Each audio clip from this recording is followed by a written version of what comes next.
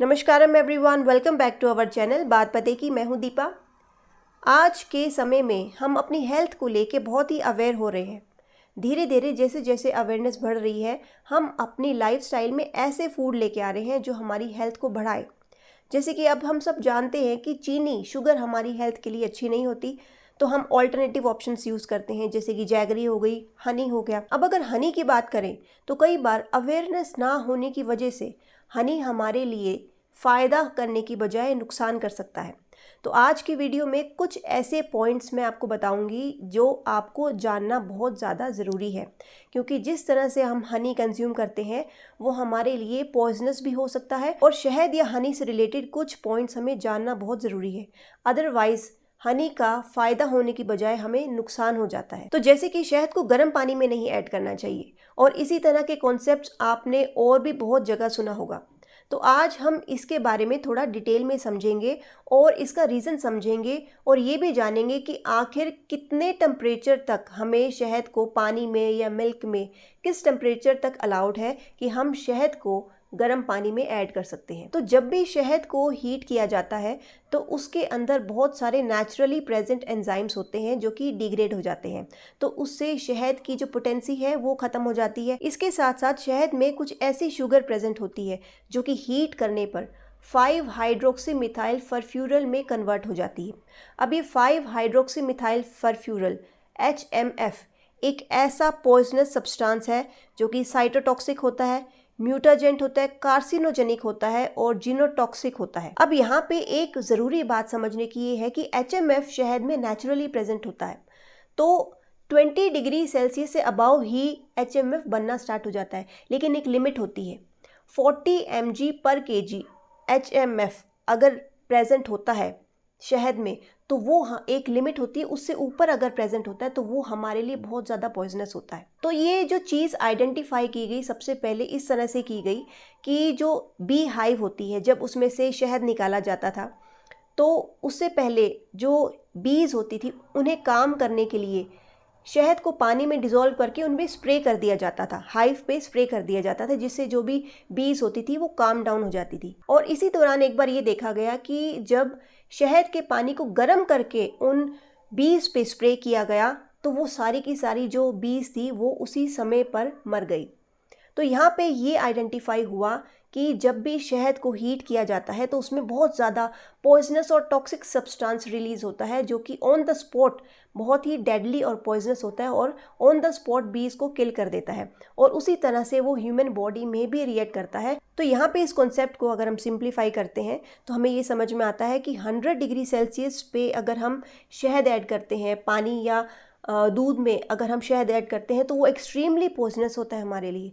वो हमें कभी भी कंज्यूम नहीं करना चाहिए, तुरंत बॉडी में इनडाइजेशन क्रिएट करता है, और अगर आयुर्वेदिक पर्सपेक्टिव से देखा जाए तो ये बॉडी में आर्म क्रिएट करता है, इनडाइजेशन क्रिएट करता है। तो यहाँ पे दूसरा क्वेश्चन अब अराइज ये होता है कि किस टेम्परेचर पे हमें शहद ऐड करना चाहिए।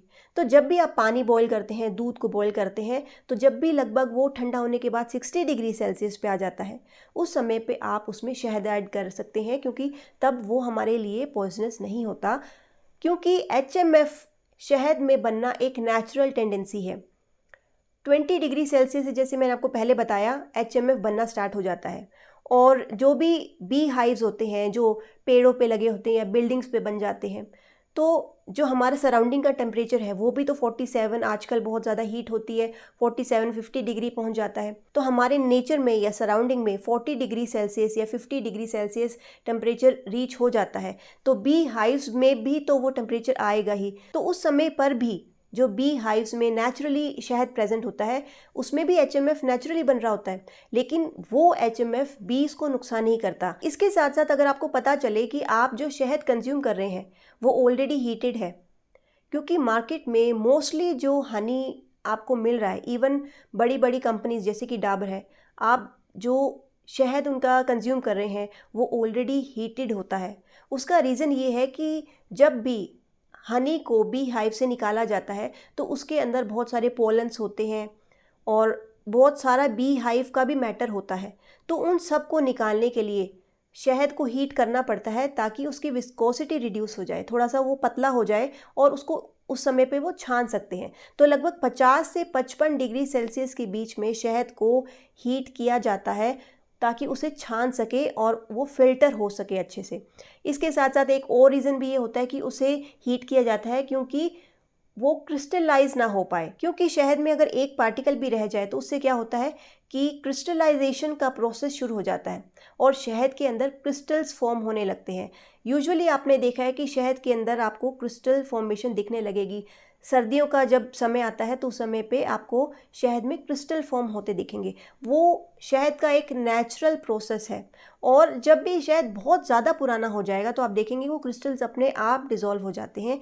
ये शहद की एजिंग प्रोसेस में एक नेचुरल चीज़ है। लेकिन अगर हम रो हनी और प्रोसेस्ड हनी की बात करें, रो हनी यानी कि वो ताज़ा ही बी हाइव से निकाला गया है, तो उसमें थोड़े से आपको बी हाइव का भी मैटर मिलेगा, थोड़े से उसमें पॉलन्स भी होते हैं। वो एकदम नेचुरल और प्योर हनी होता है और उसके अंदर वाइटमिन्स, मिनरल्स और एंजाइम्स ज़्यादा होते हैं और हमारी बॉडी के लिए वो ज़्यादा यूज़फुल होता है कंपेयर टू जो प्रोसेस्ड हनी होता है जिसको पहले से हीट करते हैं और वो एकदम अच्छे से फिल्टर्ड होता है ताकि वो एकदम क्लियर हो। तो ये दोनों चीज़ों में ये फ़र्क होता है कि थोड़ा सा रो हनी हमारे लिए ज़्यादा बेहतर होता है कंपेयर टू प्रोसेस्ड हनी। अब दूसरा और बहुत ही इंपॉर्टेंट कॉन्सेप्ट हनी से रिलेटेड ये है कि हनी कुछ ऐसे सब्सटेंसेस में से आता है जिसकी क्वालिटीज़ चेंज हो जाती है समय के साथ। यानी कि एक नया हनी जो कि अभी नया बी हाइव से निकाला है, एक पुराना हनी, पुराना यानी कि वो 1 साल से ज़्यादा पुराना है तो उसे पुराना कहलाया जाएगा। अब ये दोनों तरह के जो हनी होते हैं इनकी क्वालिटीज़ बहुत ही डिफरेंट होती है। अब अगर नए हनी की बात करें तो उसमें बहुत सारे न्यूट्रिएंट्स होते हैं, एंजाइम्स होते हैं, विटामिन्स होते हैं जो हमारी बॉडी को बहुत ही अच्छे से नरिश करते हैं। साथ ही साथ जो नया हनी होता है, 1 साल के अंदर अंदर जो हनी होता है वो हमारी वेट को, वज़न को बढ़ाने में हेल्प करता है। जिन लोगों को वेट गेन करना है उनके लिए नया हनी बहुत ज़्यादा बेनिफिशियल है। और इसके साथ साथ जो नया शहद या नया हनी होता है वो हमारी बॉडी में कफ दोषा को इंक्रीज़ करता है।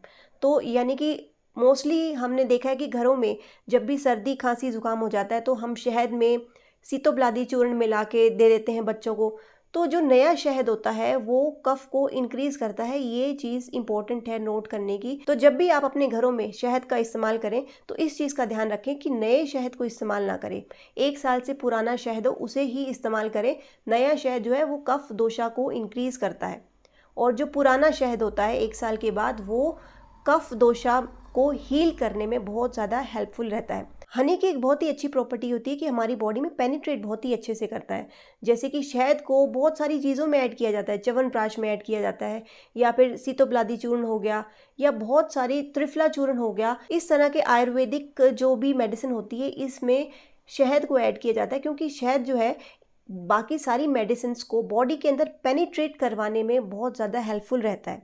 इसलिए शहद बहुत ज़्यादा इंपॉर्टेंट होता है। तो शहद अगर नया है तो हमारी बॉडी में वेट गेन कराएगा, ओबेसिटी कराएगा और साथ साथ वो बोवल मूवमेंट को भी इंक्रीज़ करता है। यानी कि जिन लोगों को कॉन्स्टिपेशन है उन लोगों के लिए नया शहद बेनिफिशियल है। और जो शहद 1 साल से पुराना होता है वो ड्राइंग नेचर का होता है तो डायरिया में बहुत ज़्यादा हेल्पफुल होता है।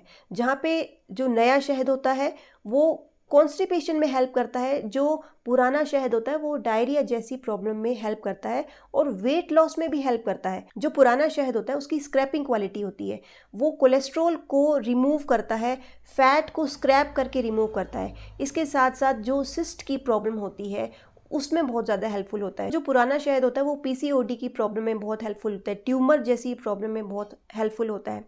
तो ये जो भी कंडीशंस है इनमें शहद हेल्प कर सकता है, लेकिन ये एक सोल ट्रीटमेंट नहीं है। अगर आप कोई भी मेडिसिन ले रहे हैं साथ में पुराना शहद भी ले रहे हैं तो इन कंडीशन में आपको हेल्प मिलती है। अब इसके बाद एक और बहुत इंपॉर्टेंट चीज़ ये है कि शहद को कभी भी घी के साथ कंज्यूम ना करें। इक्वल क्वांटिटी ऑफ शहद या हनी को इक्वल क्वांटिटी ऑफ घी के साथ कंज्यूम ना करें क्योंकि ये बहुत ज़्यादा पॉइजनस हो सकता है हमारी बॉडी में। इसके साथ साथ इक्वल क्वांटिटी ऑफ शहद को जो है तिल के तेल या सेसमी ऑयल के साथ कंज्यूम ना करें। तो ये जो 2 कॉम्बिनेशन होते हैं, शहद और घी और शहद और तिल का तेल, ये जो दोनों कॉम्बिनेशन होते हैं ये हमारी बॉडी के लिए ठीक नहीं होते, पॉइजनस होते हैं। तो शहद जो है हमारी बॉडी के लिए बहुत ज़्यादा फ़ायदेमंद है और तरह तरह से न्यूट्रिशियस है। शहद एक ऐसी चीज़ है जिसे हम डेली बेसिस पे कंज्यूम कर सकते हैं और लगभग 2 से 3 चम्मच शहद को हम डेली कंज्यूम कर सकते हैं। शहद हमारे लिए बहुत ज़्यादा बेनिफिशियल है, लेकिन कुछ जो चीज़ें मैंने आपको बताई उन चीज़ों का ध्यान ज़रूर रखें। तो उस तरह से अगर आप शहद कंज्यूम करेंगे तो आपको वो एक्चुअल में फ़ायदा देगा, अदरवाइज़ वो हमारी बॉडी में बहुत ज़्यादा पॉइजनस हो सकता है। आई होप कि आपको ये वीडियो पसंद आया होगा। तो इस वीडियो को लाइक ज़रूर कर दें, साथ साथ इसे शेयर ज़रूर करें, क्योंकि बहुत ज़रूरी है ये सारी अवेयरनेस सभी को पहुंचानी। और अगर आपने इस वीडियो को अभी तक लाइक नहीं किया तो इसे लाइक ज़रूर कर दें। साथ साथ अगर आपने इस चैनल को सब्सक्राइब नहीं किया तो इसे सब्सक्राइब ज़रूर करें। साथ साथ बेल बटन दबाना ना भूलें, जिससे आने वाले मेरे जितने भी वीडियोस है उसकी नोटिफिकेशन आपको टाइम टू टाइम मिलती रहेगी। मिलते हैं नेक्स्ट वीडियो में किसी और नई इन्फॉर्मेशन के साथ। तब तक के लिए stay blessed, be happy, take care, नमस्कारम।